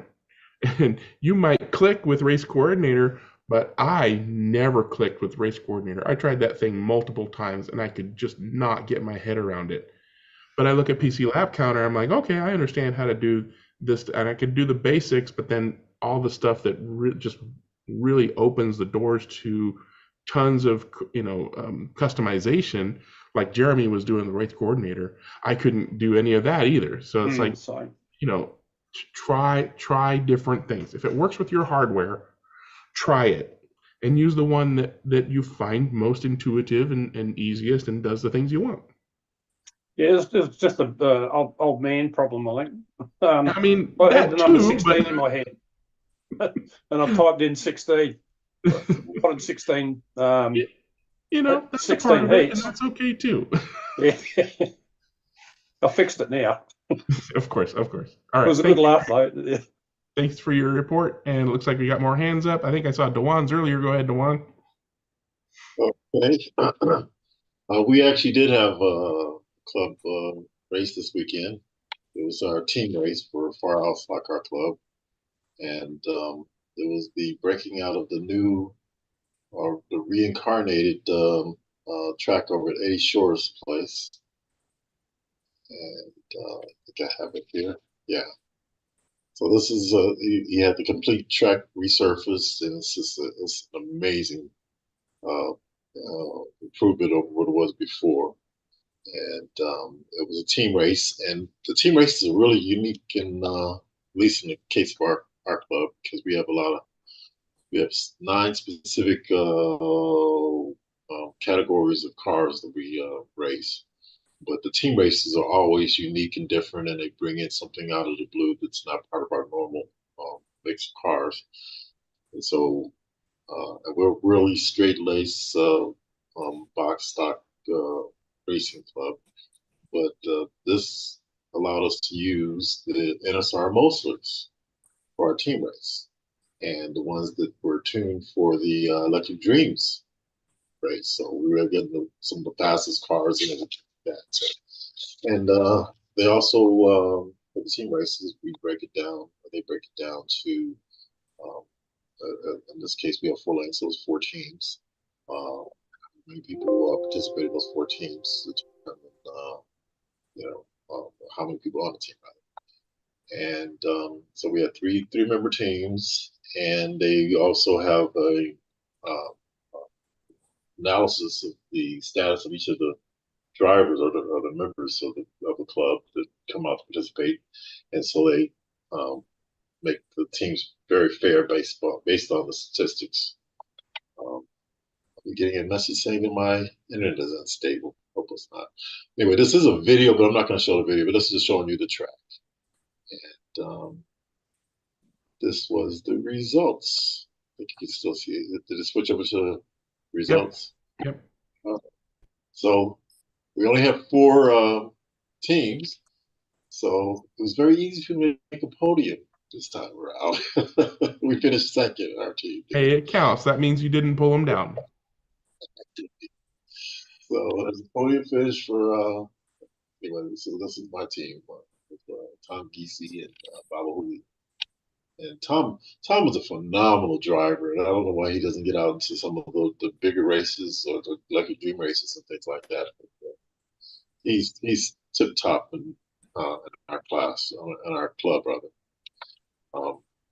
And this was at Eddie's house, and because we dropped three people dropped at the last minute, Eddie gave up his spot to make it evened out. So and he just ran the event. He was originally supposed to be there. Supposed to be a four team. Things happen. So, and we were not too far off of the pace. Lost about 5 laps, and it was really that red lane that just killed us. We did. Actually, no, I'm sorry, it wasn't a red lane. I thought it was a red lane, but somehow it was one of the lanes that really killed us. But, well, you had. Yeah. Your team, it was the red lane had. No, wait. Yeah, had the best red lane. Yeah. It was bad for the third team too. we had some really it was some nice racing, and you spent up there each member. It was 45-minute heats on each lane, and so that was 15 minutes per player per driver. And man, at that 12-minute mark, especially in my health condition right now, it was really dragging out. I mean, I'm telling you. So the fingers and 2 fingers. big stuff. There's no NFL. I'd hate to go any of these enduro races. Just 3-minute stench was just. I mean, I was floored. So anyway, that's all I have. Good thing you had that 2-finger controller, right? Yes, that's what. Well, no, I was doing 2-finger racing, but we had to use their controllers. Okay. Did he say how he resurfaced it or how he refinished it? Oh yeah, he had a professional guy, Bob Scott. And Bob was the guy who built the track in the first place. So what do they do? They just tape off the braid, scrub it down, or what is it? How does that even work? He basically got rebuilt. Yeah. He resurfaced it because it had it's an outdoor track, and it's tarp around the it's on a enclosed patio, or so the braid comes all the way off, and they just redo the whole top layer. He braided it. He resurfaced it and sanded it down. And got rid of because I was going to say moisture got to the track, and so it actually had some, this unscathed bubbling from the MDF. We all know what water and MDF does. So, completely. Okay. If you look on Facebook for Eddie Shores or Ed Shores Facebook page, he posted a bunch of pictures and videos and stuff, and they basically rebuilt the track. Yeah. He took it completely apart and then repieced it back together, and it's a phenomenal. Yep, basically a brand new track. Absolutely. All right, cool. Ready, Mike? Yeah. Monday we had, in honor of Daytona and Sebring, the 24 hours and the 12 hours of them respectively, we had the 24 minutes of Road America Northwest. And so we ran the fast GT3 cars that I've got, which are all sideways for the most part, sideways NSR and some rebodied. But we took the ones we used were slotted for the GTs. And we ran a 24-minute race with that, which is different than what we usually did. And then for the second race, we ran LMP. So we ran separate classes for that, but we still had ghost cars for traffic on both instances. And it worked out really well. Oh, for me, actually, I took both races actually. So it felt pretty good. And we choose our cars by lot. We hide them underneath, and the last person the last time picks, and we just choose, so nobody knows which car they're going to get ahead of time. And then last night I raced our regular third Tuesday stock car races, and I tried the new Eagle motor in my flexi car for the stock car, and oh man, it was very fast. It's the fastest I've ever qualified, but it was really, really close. We did an odd thing for the group. in that we had qualification, and then we did sort of a NASCAR style where the one and three and two and four and down the line went into separate heats, and then we picked an A and a B main out of that. And the first heat, the second and third were dead even within a thousandth of a second. I mean, I could not tell any difference. They were sitting right in front of me in separate lanes, and they were like together. If you put a yardstick across, they were dead even. And that determined who went into the B main or A main. We didn't have any move ups in this case, but it was really close. And all of the racing was really, really close all the way along. Figure out that tie? What's that? How did they figure out that tie? Well, actually, there was one thing according to the race management. Shiggy was 1/1000th of a second faster to the start finish line. Because it does a calculation on it, and according to what the time on it, it was you couldn't. A photo finish was unbelievable. I was looking straight at him and I couldn't tell who was ahead. It was pretty amazing, and then in the other heats it was all real close, and in the A main the finish was less than 2 inches on the A main, and these guys were at each other every time, and they came upon a back marker, and the leader had to back off, and it almost cost him the race. So he finished 2 inches ahead, but just. And in my race, I raced the B main. I ended up in the B main because I was off too much. The getting the grips with the Eagle motor, which has much less brakes and is quicker, but it's completely different compared to the Pro Slot motor that I had in there. Not near as much torque. So it was tough for me to get, I had to change my driving style that I practiced for like 3 years and completely change it in one night. So it was because I just put the motor in that night. That means so I had more than a few offs. Not all of them were me, however. And in my B main, I was punted off onto the floor twice, and it cost me by a half a lap. So I finished fourth. I've been DFL fourth after getting punted off by the guy who had punted me off earlier and cost me time. And he punted me off again at the end, and he beat me. And it was just so annoying. But, I still had a good time. And this is the first time I've been under 4 seconds with the stock cars for a lap time. And that was good. So, and as far as qualifying, Ratby was 4/1000ths behind me in our qualifying. So that gives you an idea how close it was all the way along. There was less than a half a second between first and eighth. Yeah. That's crazy. Yeah, it was tough racing all the way around. Yeah. But actually, for me, it was the most fun I've had there in a long time. Because usually, it's just melee. And we ran the 4 middle lanes in this different format, and that of course makes a difference because there's not the far end lanes are not quite as are harder to race. So there was much less crashing. In fact, 3 of the heats in the A main had no crashes at all. So, and there were only 2 in the whole race. So it was pretty amazing driving. It was good fun. So anyway, that's me. The motto of my club is it's more fun to lose by an inch than win by a mile. Yep. And that's basically what you had right there. Yeah. Awesome. Yeah.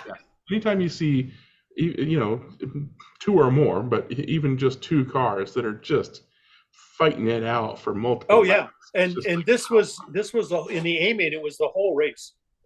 They were nose to tail the whole race, all the way around, no matter what lane they were in. You could see it going on. There was no back and forth, and it was really, really fun. And I thought it was going to be a melee at the last minute because they were just coming up to pass one of the back markers, and you could see that Hillbilly was going to back off and not hit him and lose because he was so close, and it almost cost him the race. As it does, yeah. Yeah. So it was good fun. Good stuff. All right. Anybody else got any racing they want to talk about? All right. Floor is open. You got half an hour or 20 minutes to talk about whatever you want to talk about. In answer to my earlier question, I don't know if it was on the chat or not. If you're putting an LED, a remote LED on a slotted chip, the square pad is negative, or the black on a scale X-ray. Okay, good to know. Because I got it wrong. No, I got it wrong. I told you wrong. Now you've corrected it. Square pad is negative. Good to know. Or black. I don't know if the thing is, I don't know if black or red is positive or negative. But if you're assuming that black is negative, yeah, it's the square pad. Yeah. Safe assumption, but you're right. Not always correct. Yeah. But you use the same LED, right? So you didn't burn it out by putting it on wrong. Correct. Good to see that. At least that verifies what I thought. Yeah. That is correct. Okay, good. I'm still partially right. Okay, anybody else? I mean, we can end the show early. Oh, wait a minute. I know something. Wayne, did you have something? Because I know something else. But Wayne, did you have something? No, go ahead. DeJuan, do you have something? Yes. There we go.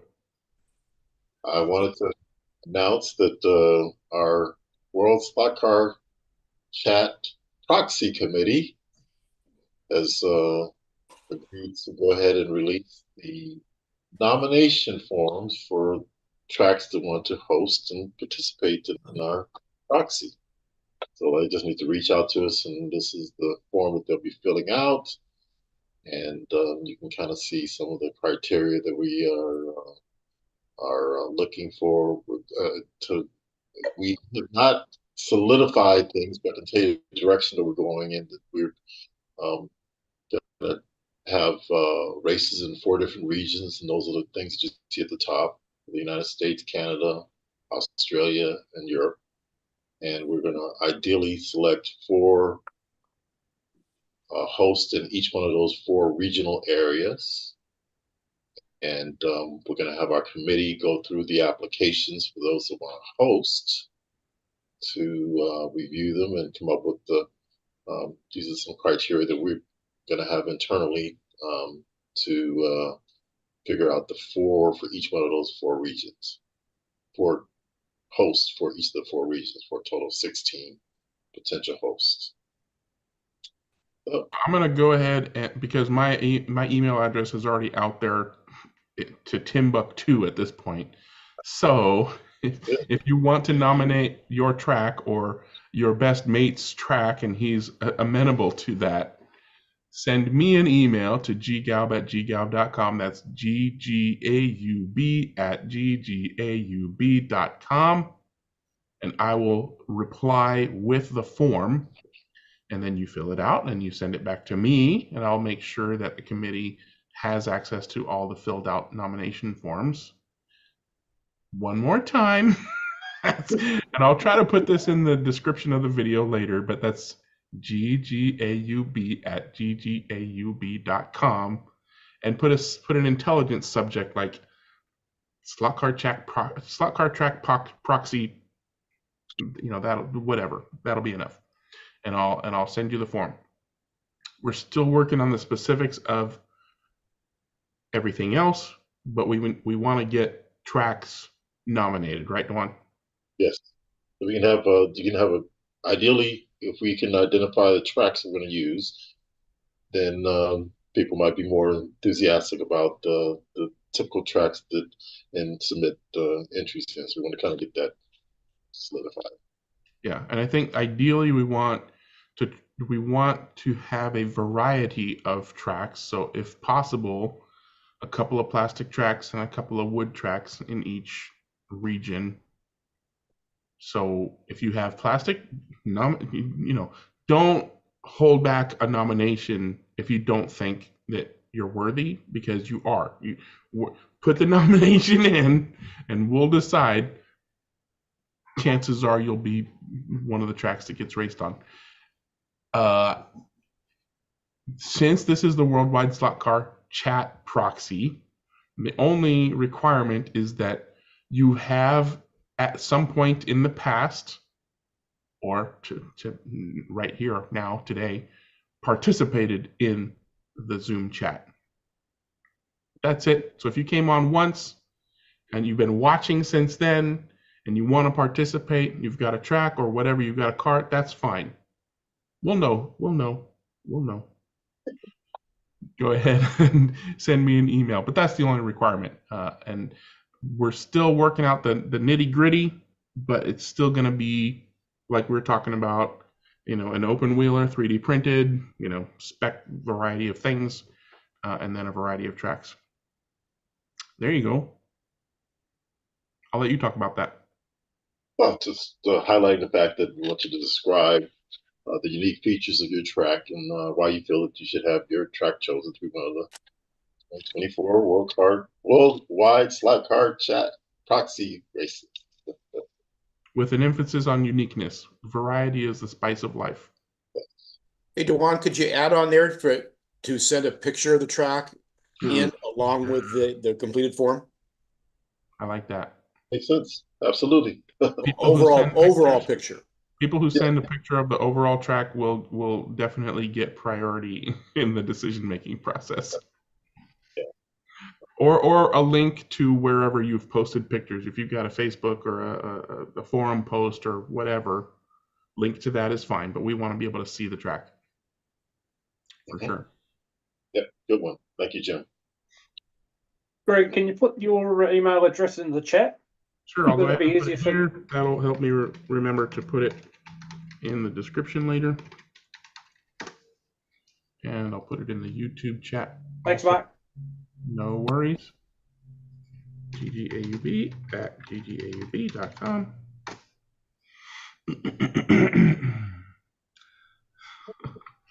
All right, so anything else on that, Dewan?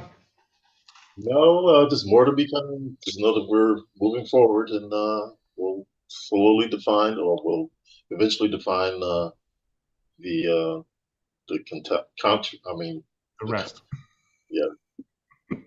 It is something. This is going to be the best organized, most formal process we've ever seen for a proxy race by the time we're done.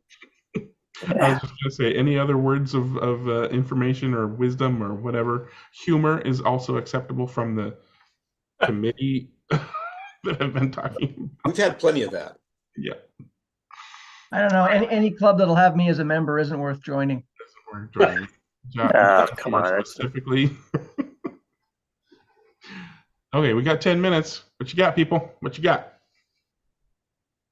Nothing? I got a call to action. Sorry, Wayne. Then we'll let Wayne go. So a friend of mine has bought a Cobus controller from the Honorable Dennis Sampson. He needs another Cobus controller. Wow. So he would like to have a backup before he goes to the Worlds next year. So this year. Oh, yeah, that's right. This year. Thank you. So if anybody has one or a spare that they would like to move or be willing to sell, if you want to reach out to me or to Greg to get through to me, or Home Racing World, Slot Blog, Smoke Signals, he would be very grateful. He would be very grateful. Of course, I too have a Cobus, and I am unwilling to part with it. Now he is willing. I told him he is more than welcome to use it as a spare.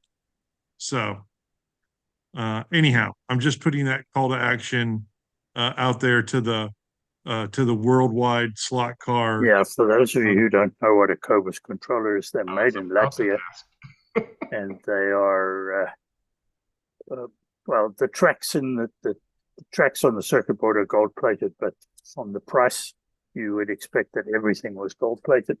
They are really expensive. Right.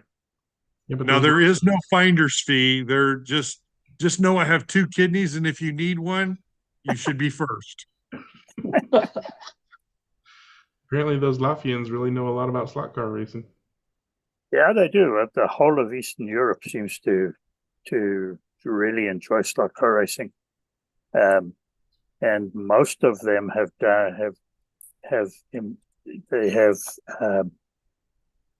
what shall I say? Pedigree? They've adopted a strategy of getting kids involved as part of their schooling, as part of their technical training or STEM stuff, and they've managed to, in a lot of those, particularly the Baltic states, Latvia, Estonia, Lithuania, Finland, and even Russia, and a little bit in Belarus and Ukraine. They get the kids involved early as part of their schooling, and that helps them because then schools and local town boards and school districts and local government and so on does a lot of providing or subsidies and organizing of locations and things like that. So anytime you see any racing going on out there, any of their big races, there's 40 or 50 people, and half of them are under the age of 18, I would think. That's awesome. Yeah, it's really, really good. And then, of course, they have, they approach things very, very technically. So Janis Snijders is the guy who makes the Cobus controllers. And it's a very nice controller. The only reason I sold mine to Courtney's buddy, James, is that the stroke is too long for my fingers these days. All right. Well, good luck with the search on that one. And I saw other hands up, but Jim's the only one with his hand still up. Go ahead, Jim. As long as we're out of topics, I do have a club corner kind of. This is the plaque of the first annual TFX Trifecta coming up this Saturday. And it's an HO race. It's a spec race in that you have to run TFX cars to a very strict rule set. And what we decided to do, we came up with this weird idea. Why don't we have a 3-race series, hence Trifecta, on the same day at 3 different locations? Oh, wow. Jesus. So the tracks are about 10 miles apart. So we're going to do 10 to noon, 2:30 to whatever that works out. We're going to do all 3 tracks in the same day, 3 separate races with an overall points champion. And unfortunately, one of our guys has to go in for some skin surgery tomorrow, and he's not able to make it. But since we have the second track actually has 2 tracks in the same location, we're still going to have 3 tracks. It's just going to be 2 houses instead of 3 houses. So I'll have a full race report. It's going to be a blast. At each race, we're going to do an IROC race and the TFX race and have overall points. So there's going to be 6 total races. We've limited, it's just a total local thing. We haven't invited people out of the area, so it's limited to 12 people. So it's a reasonable number of people. So I think it's just going to be a blast, going to breakfast, going to one track, going to the other track, going to the other track. And now we're staying at the same house for the 3rd track, but a different track. And, Brent, the guy you saw in the picture who was in the background holding the plaque that he bought for the series, kind of the brainchild of his. And so we're going to have just a great time, I think. Just out of curiosity, because obviously I'm not going to participate in that, but is it like TFX only parts, or are people going to be throwing on all kinds of other aftermarket? It's a stock TFX with you can change the magnet to the stronger TFX magnet. Yeah. And you can change the rear wheel and tire, and that's it. Nice. So it's fairly spec. Yeah. That's awesome. And we're running a spec body. We're running the is it the Dash? I think the Dash Camaro body. So everybody's got the same body. The only and we spec the magnet, so you have to run this magnet, which is a little bit better magnet. The only thing that's open is the rear wheels and tires.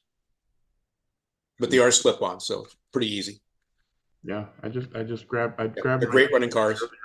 When I was looking at Travis's custom, and I only just noticed this, but the shoes have that just barely any play in them. Like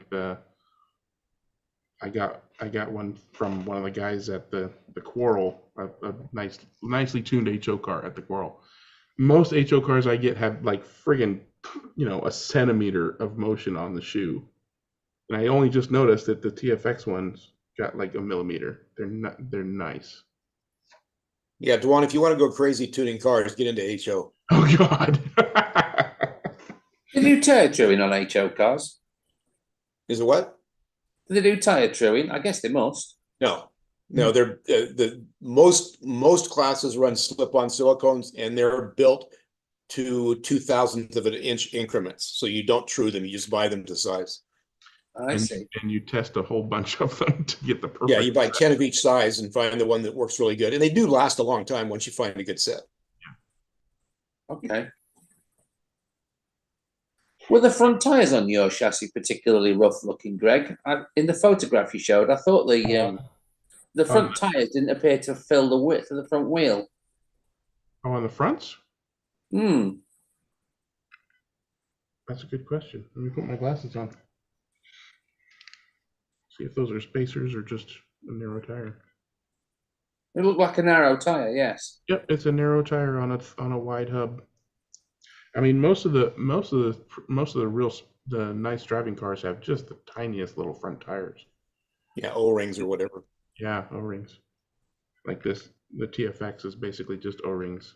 I mean, this is basically, the TFX is what I would say is as mass-produced as you can get while still being somewhat similar to a well-tuned, not fray, but maybe skinny jet. I called it a 21st century T-jet. He got mad at me, but he understood what I was after I explained it.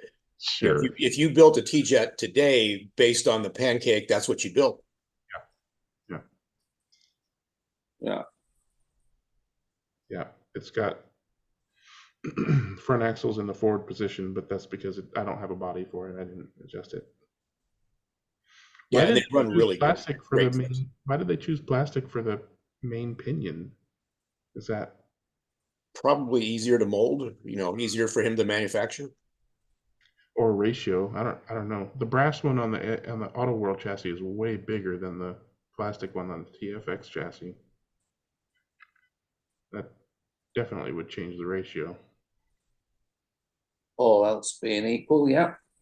Yeah, I can't tell if the other gears are the same number of teeth. Anywho, TFX. The winding could be different on the armature too. I mean, it's also some courses. Yeah. Yeah, TFX has, I think, 4 different windings for armatures. There's one standard one that he uses, but he has, I think, 4 different ones. Yeah, and then the 2 different magnets. How many different magnet powers are there? I think he has 3 different strengths of magnets, and he has 2 crown gears. So he's got some options if you want to change things. Yep. Oh, and a snap-in guide. You don't have to. Yep. That's pretty cool too. Anywho, we're at 6 o'clock. Does anybody else have anything they want to wedge in here? Okay, I'm gonna go hit the stop streaming button. And until next week, everybody wave goodbye. Bye-bye. Yeah, guys, have a good one.